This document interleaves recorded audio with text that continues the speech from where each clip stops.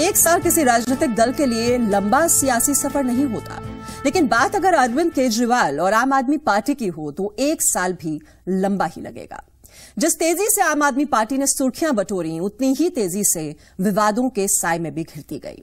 इसलिए हम ये सवाल उठा रहे हैं, आपने क्या किया? देश की सबसे नई पार्टी को एक साल पूरे हो गए हैं। खुद आम आदमी पार्टी के संयोजक अरविंद केजरीवाल पार्टी के एक साल पूरा होने का ढिंढोरा ट्विटर पर पीट रहे हैं। लेकिन एक साल में कैसे बदल गई केजरीवाल और उनकी आम आदमी पार्टी की सियासत? विवाद, विवाद और सिर्फ विवाद। संघर्ष के रास्ते सत्ता की दूरी नापने का दम भरने वाली पार्टी की सियासी हकीकत को ऐसे समझना बहुत जरूरी है।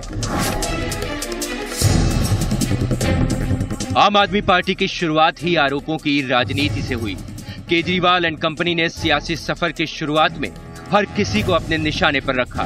क्या पीएम, क्या सोनिया गांधी, क्या नितिन गडकरी और क्या मुकेश अंबानी।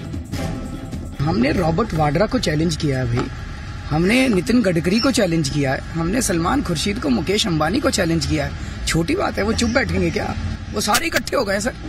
लोहा खा गई कांग्रेस, कोयला खा गई कांग्रेस, 2G खा गई कांग्रेस। मनमोहन सिंह से साइन करा लिए, वो आंख बंद करके मुंह बंद करके साइन करते रहते हैं मनमोहन सिंह जी। केजरीवाल और उनकी टीम सामने वालों पर हमले के दौरान आरोपों के गुरिल्ला युद्ध में ही उलझी रही है। यानी आरोप तो लगाए, लेकिन किसी आरोप के पक्ष में पूरे सबूत नहीं दिए। जो दिए उन पर भी सवाल उठे। सवाल तो उठाए लेकिन हल नहीं दिए। आज से एक साल पहले सवाल उठाकर सुर्खियों में आने वाली आम आदमी पार्टी आज अपने ऊपर उठ रहे सवालों की वजह से सुर्खियों में है। जब आम आदमी पार्टी पर सवाल उठे तो पार्टी खेल के नियम ही बदलने लगी। कुछ सीडी और एक स्टिंग ऑपरेशन में उंगली अपनी ही पार्टी पर उठी तो सबसे पहले सबूत दिखाने की मांग करने लगे।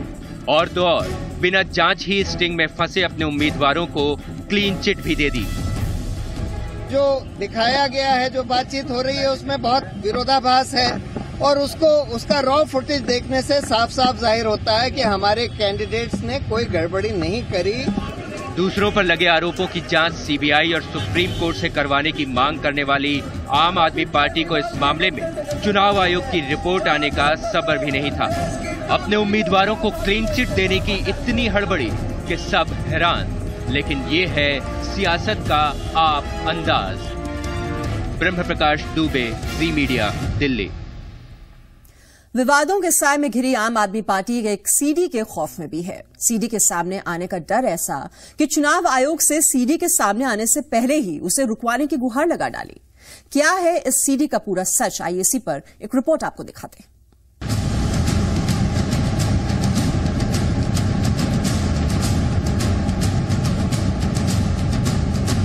वो और 4 सीडी जारी करेंगे। इस तरह से हमारी पार्टी की छवि को खराब करने की। दूसरी एक सीडी है जो अभी लोगों ने देखी नहीं है, वो देखेंगे तो कांप उठेंगे। दरअसल आम आदमी पार्टी को डर है कि अन्ना के पूर्व सहयोगी राजू पारुलेकर कुछ सीडी लेकर आ सकते हैं। इन सीडी से पार्टी इतनी डरी हुई है कि भागी भागी चुनाव आयोग के दफ्तर जा पहुंची। हम सवाल पूछ रहे हैं कि आखिर सीडी से क्यों डर रही है आप? क्या आपके खिलाफ सीडी में गंभीर आरोप हैं? आप इतनी डरी हुई है तो क्या आपके दामन में भी दाग हैं? अगर दाग नहीं है तो क्यों डर रही है आप? कह रहा है कि 29, 30 पहली और दूसरी को वो और 4 सीडी जारी करेंगे। आज पॉलिटिकल पार्टियां खुद नहीं जारी कर रही, कैंडिडेट्स खुद नहीं जारी कर रहे और इस तरह के बोगस मीडिया ऑर्गेनाइजेशन, चाहे वो राजू पारुलेकर हो, चाहे वो ये मीडिया सरकार का अमृतांजन झा हो, उनके थ्रू जारी कर, अनुरंजन झा, उसके थ्रू जारी कर रहे हैं। कभी अन्ना के बेहद करीबी और उनका ब्लॉग लिखने वाले राजू पारुलेकर के मुताबिक सीडी में टीम अन्ना में बिखराव की असल वजह कैद है। एक सीडी पहले ही जारी हो चुकी है, लेकिन ये सिर्फ एक शुरुआत थी। जो एक सीडी है वो पूरी नहीं है, दूसरी एक सीडी है जो अभी लोगों ने देखी नहीं है, वो देखेंगे तो कांप उठेंगे। खुद को पाक साफ बताने वाली आम आदमी पार्टी को लेकर राजू पारुलेकर ने हमारे कार्यक्रम भारत भाग्य विधाता में किया था बेहद सनसनीखेज खुलासा। ये कॉन्स्पिरेसी के तहत रिकॉर्डिंग की गई, उसमें अन्ना ने अपने पैसे मांगे और अन्ना ने अपने पैसे मांगे, वो बड़ी रकम थी 125 करोड़ से ज्यादा। अन्ना की इमेज जो थी ब्रांड अन्ना की, वो ये थी कि मैं फकीर आदमी हूं, मंदिर में रहता हूं, 2 वक्त का खाना खाता हूं। तो आज तक अरविंद वो सीडी को लेकर अन्ना को ब्लैकमेल कर रहे हैं। अभी हाल ही में एक निजी वेब पोर्टल के स्टिंग ऑपरेशन में भी आपके उम्मीदवारों का एक अलग चेहरा सामने आया। अब इस स्टिंग के खिलाफ भी आम आदमी पार्टी ये कहते हुए अपना दामन बचा रही है कि विभिन्न मीडिया संगठनों को उसके खिलाफ प्रचार के लिए 1400 करोड़ रुपए दिए गए। इस पर कांग्रेस ने चुनाव आयोग से शिकायत की है। पर सर 12 करोड़ का जो आरोप लगा है और जो 1400 करोड़ का कांग्रेस पर आपने लगाया है, उसकी क्या आरोप है और क्या वजह है? आरोप सोच समझ के लगाए गए हैं, किसी सूचना के आधार पे लगाए गए हैं। वक्त आने पे उसका प्रमाण भी आएगा, लेकिन अभी तक हमने किसी व्यक्ति का नाम नहीं लिया है। अगर व्यक्ति का नाम लेंगे तो साथ में प्रमाण भी देंगे। दूसरों को ईमानदारी का पाठ पढ़ाने वाली आम आदमी पार्टी QCD का सच लोगों के सामने नहीं आने देना चाहती, ये साफ है।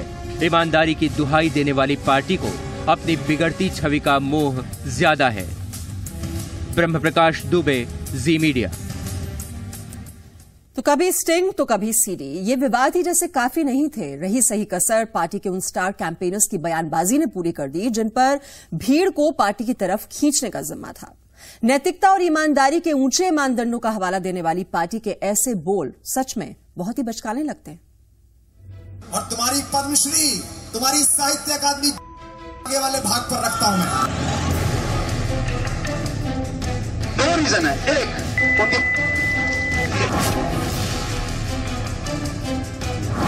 स्टार कैंपेनर, शर्मनाक बयान।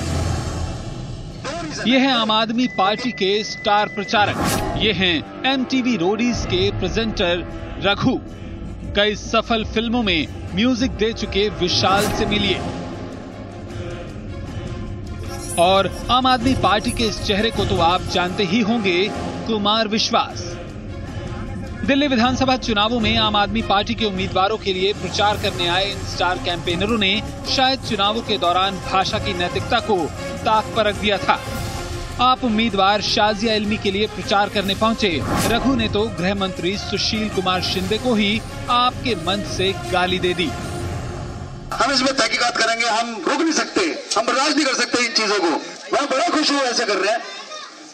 करिए। 2 रीजन है। एक, उनकी कर लेते हैं। अब जरा विशाल डडलानी के बड़े बोल देखिए।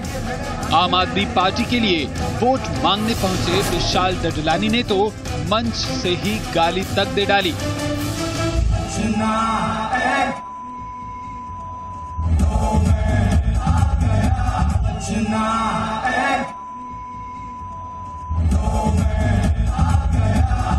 ये तो स्टार कैंपेनर थे, लेकिन आम आदमी पार्टी के नेता के बोल भी कम नहीं। देश के जिन सर्वोच्च नागरिक पुरस्कारों को पाना लोग सम्मान की बात समझते हैं, उन्हें देश की आन, पान और शान से जोड़कर देखते हैं। उस पुरस्कार के लिए कुमार विश्वास ने भी अपमानजनक शब्दों का इस्तेमाल किया। और तुम्हारी पद्मश्री, तुम्हारी लाल बत्तियां, तुम्हारी साहित्य अकादमी आगे वाले भाग पर रखता हूं मैं। देश के स्वाभिमान और सम्मान के मुद्दे पर आंदोलन खड़ा करने वाली पार्टी के मंच से ऐसी भाषा निश्चित ही कई सवाल खड़े करती है। जवाब सिर्फ और सिर्फ आम आदमी पार्टी को ही तलाशना होगा। लोकतंत्र की मजबूती के नाम पर यह भाषा शायद ही आम लोगों को बर्दाश्त हो। ब्यूरो रिपोर्ट, जी मीडिया।